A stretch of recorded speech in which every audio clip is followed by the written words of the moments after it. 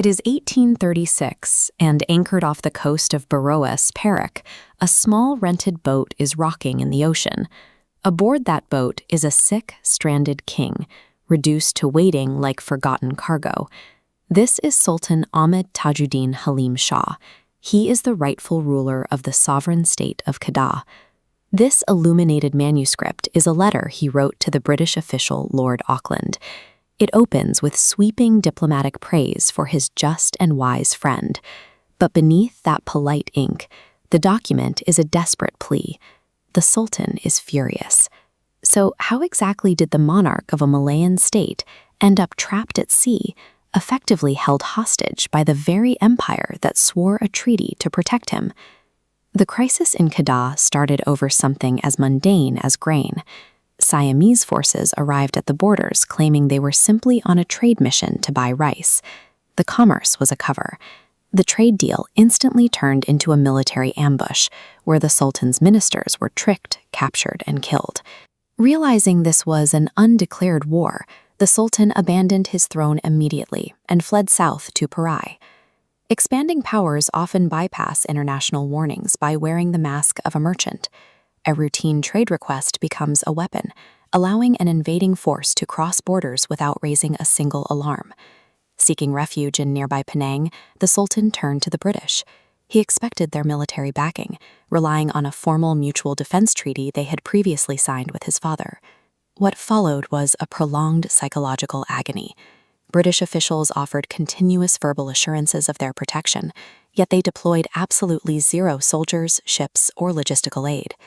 When the waiting became intolerable, the Sultan threatened to gather his own forces and fight Siam himself. The British immediately stepped in to stop him, promising that their official rescue was just around the corner. By promising a rescue they never intended to deliver, the empire successfully neutralized their allies' independent military action. It is a highly effective tactic, diplomatic stalling. The British then physically relocated the Sultan further away to Malacca.